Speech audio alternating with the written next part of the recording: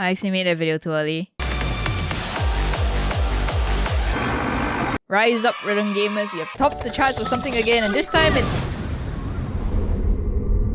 Oh no. O2Jam Online has taken the top spot for the absolute worst rhythm game Steam ratings wise. Hell, it's even the lowest rated Steam game right now. Wow. As of editing this video, the ratings have gone up to 16% and now it's the 6th worst game. But well, anyways, it's still the worst rhythm game Steam ratings wise.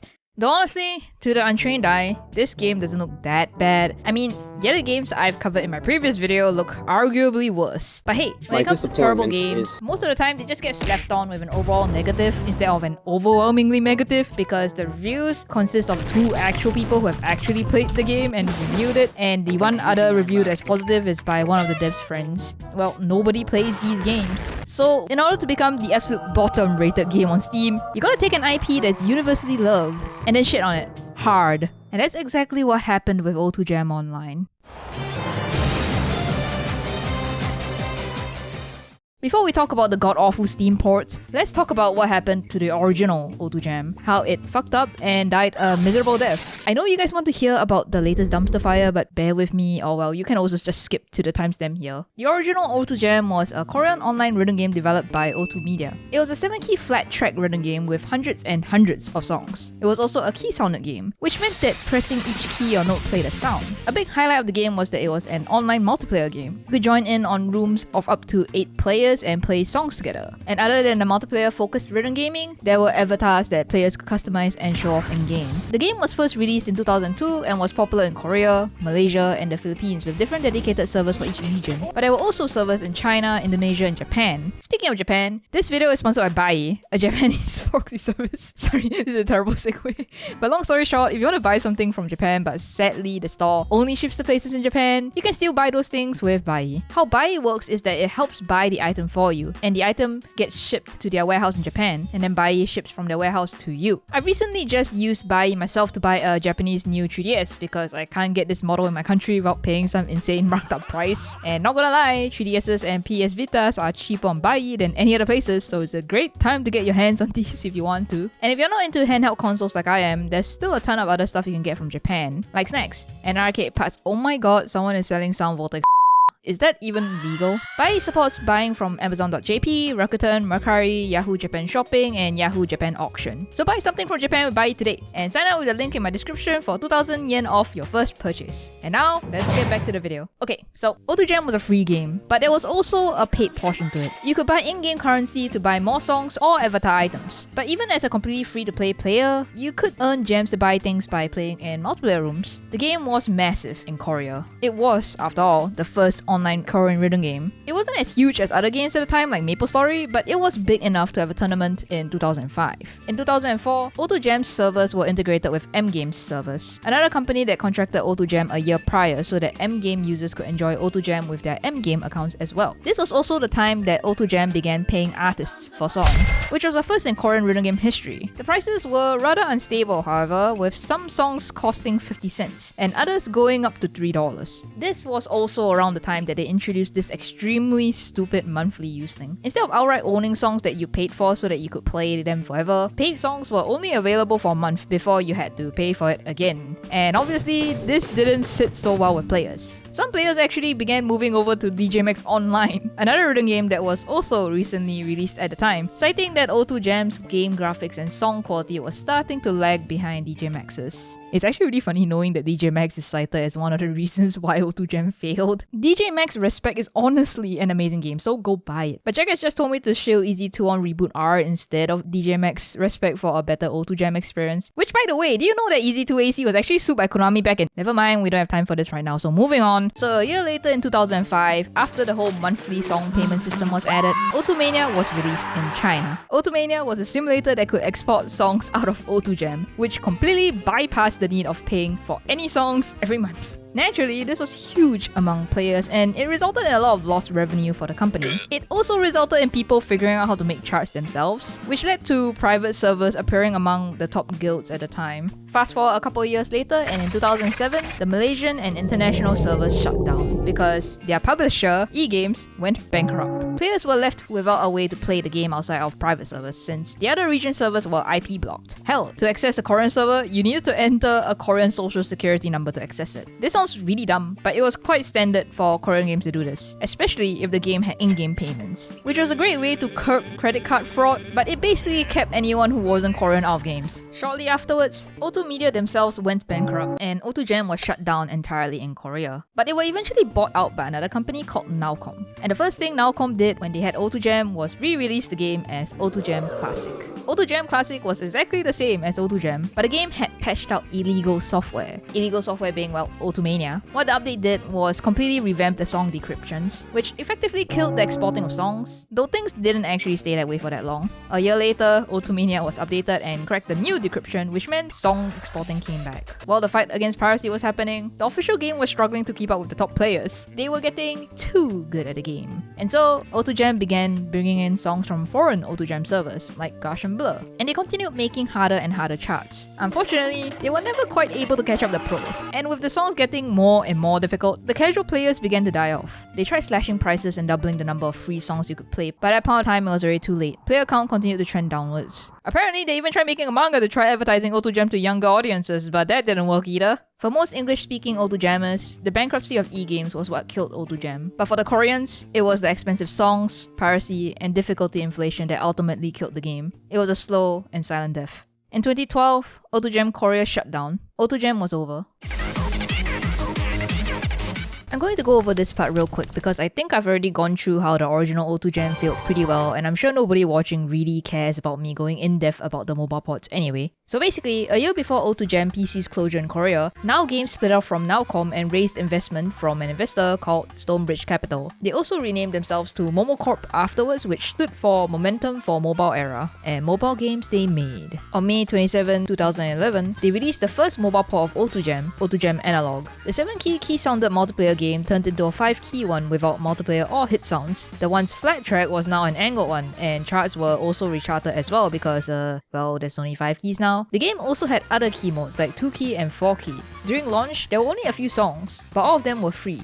But half a year later, the game was transferred to yet another company called Han Game, and a store was added with the use of gems, which led to a flood of complaints with the update that you had to buy songs to play the game. It wouldn't have been a problem for most people if it was easy to get the paid songs as a free-to-play player, but the thing is, it wasn't. Songs started at 5,000 gems, with the most expensive ones going up to 15,000 gems. You get 40 gems for completing a single song with an A rank, which meant that you needed to A rank songs 80 times at minimum before you could buy another song, which is absolutely insane. People were obviously not happy about this. They just watched their free game suddenly turn into a freemium one overnight. Though after 2 weeks, people just accepted it. The company needed some way to make money, but everyone still agreed that the game was heavily overpriced for what it was. The game continued to update with new songs every week. And since implementing the freemium features, the number of songs added were also increased. So I guess, despite everything, Momocorp was taking care of its users.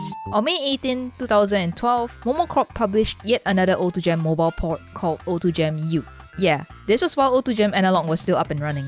And with O2Jam U, it had one of the most generous judgment timings among rhythm games of its time. The definite worst part about O2Jam U was that you needed points to play songs. Like, it's not even an energy system, just flat out paying to play songs. Kinda like Tap Sonic. It was 3 to 5 points per play, with 100 points costing $1. There were also bonuses for buying points in bulk, but yeah. Technically, the game was still free, since they offered 12 points a day and 1 point every 3 minutes. And you could keep playing each song forever by buying them with 200 points. Otherwise, you could buy a subscription coupon for 1 week that costed $4. Anyway, fast forward to October 31st, 2013, and O2Jam Analog was completely closed down. I guess from this point onwards, all development was focused on O2Jam U and whatever cursed mobile ports they were about to drop next. Anyway, in 2016, they released yet another mobile game, but this time it wasn't named O2Jam, it was just called Music and Beat. Technically, there were a couple of improvements in Music and Beat compared to O2Jam U. It had a number of songs that weren't in the previous game, and there was also multiplayer, though multiplayer really wasn't the best part of the game, because there was a limit per day and there were connection issues between servers. It was shortly shut down a year after and was used as a base for the next O2Jam mobile game, O2Jam Music and Game. Yeah, the names are strikingly similar and the game looks basically the same. Though unlike Music and Beat, Music and Game was not a free game and you had to pay for the app first. You also had to subscribe to access access the remaining 500 songs if you were tired of the 100 songs that were provided to you by default. Anyway, I think at this point you guys are lost in all of the games and companies. If you aren't yet, well, you would have been if I didn't cut this entire part out and replace it with this. TLDR, these are the 4 games I just talked about. There's actually 3 more games, but I don't think they're really relevant, so I'm not going to talk about them. They're really nothing much. Like the last one that was released was O2Jam Battle, which was a multiplayer O2Jam that was weirdly separated into different volumes. Like they were flat out separated into different apps. And then there was O2Jam S, which was a shooting action rhythm game. And then there was O2Jam Pop. I don't really know what I'm looking at. They really did make a laser detection system for Sound Vortex Ultimate Mobile a good 6 years before that game even existed. Wow. Basically, all of the mobile games were cash grabs with their own forms of energy systems or subscriptions. But the thing is, the reception to these mobile games were actually good at first, with O2Jam Analog and O2Jam U being rather successful. But this was until O2Jam PC shut down everywhere in the world. Over time, reception to the mobile ports went from "Yay, mobile port" to "Where's O2Jam PC?" Other than that, Momo Corp was also being met with a ton of controversy when they tried their best to monetize everything. Uploading any gameplay of the game on YouTube immediately gets you a copyright claim. And then, shortly after releasing O2Jam Battle, they went bankrupt. The IP was later bought in August by the O2Jam company, but the next and latest game that we're going to talk about is by a whole other company, the star of this shit show, VALOFE.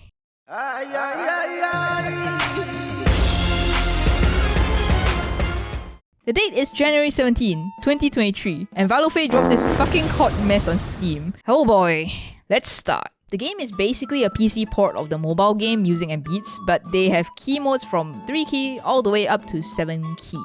Actually, wait, did they mess up the spelling of BPM? How? The game is plagued with really dumb misspellings. Like, did they not notice they were jumbling up the letters at all? My first reaction to opening the game was one of confusion because everyone was posting clips of the game that looked like this. But I opened up the game looking like this. Turns out, I just discovered a bug. When you boot up the game and click on the skin tab but quickly click out of it, the game loads in a completely different skin that, by the way, is supposed to be locked because it's paid, but now you can have this god-awful looking skin for free.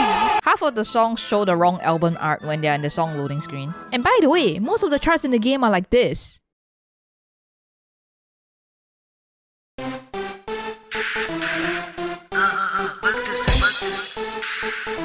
The music is legit 2 seconds off from what's happening on the screen. No, this is not edited. The game's actually like this. No, Tokaku, why don't you just fix it with offset? yeah, I'm just gonna do that. It doesn't work. How? How did they do this? It was working perfectly fine in the mobile release. What the fuck happened? You can submit multiple scores to the song rankings. Someone got an A rank on a song, but the song select showed that he got an SSS rank. How did this happen? This is the license agreement for the game. Apparently, if you're using a system locale or region format that isn't English, Korean or Japanese, this happens. What? What? What the fuck? The first time you finish a song, you get this warning and I legitimately have no idea what it means. You will also get a tip that your login failed every 20 to 30 minutes. Also, in the settings screen, they give you an option to turn off graphics. What graphics? Just graphics. Okay, anyway, in seriousness, I have no idea what this option does. It legit doesn't seem to do anything. Speaking of settings, the default keybinds are extremely cursed. On 7 key, you get SDF space JKL, which is all great. But then on 5 key is DF JKL, which is really weird. Shouldn't it be DF space JK? It looks like they ported the keybinds like how you would play these key combinations on a mobile phone screen. Okay, it's cursed, but at least you can change it. Wait, are you telling me it resets each time you close and open the game? The sound effects in the game are really, really bad, to the point that it's almost comical.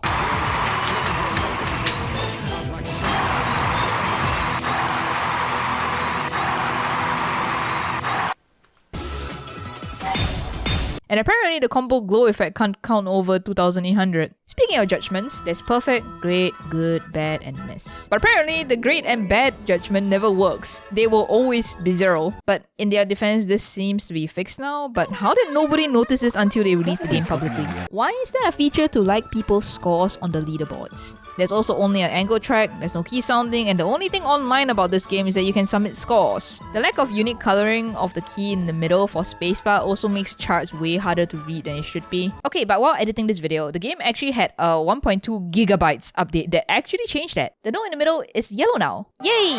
Wait a second. Did they just use the paint bucket tool on the note in the middle?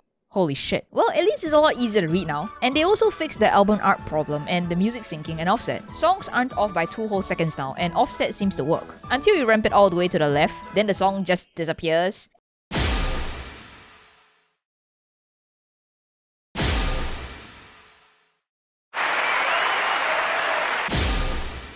And then there will always be this ghost note that spawns right at the start of the song that you will always miss. Why was this update so big? How did it break another thing? But anyway, edit note over. A shit ton of songs are locked behind a paywall that, by the way, sure reminds me of what happened in the original O2Jam, because you can't buy songs. You rent them for a week or a month. Subscription to the entire game is $13 a month. Absolutely wonderful. Totally not overpriced. At least the payment system will... Oh my god, they don't bill you every month. They bill you every day. This is the most disastrous video game release I've ever seen.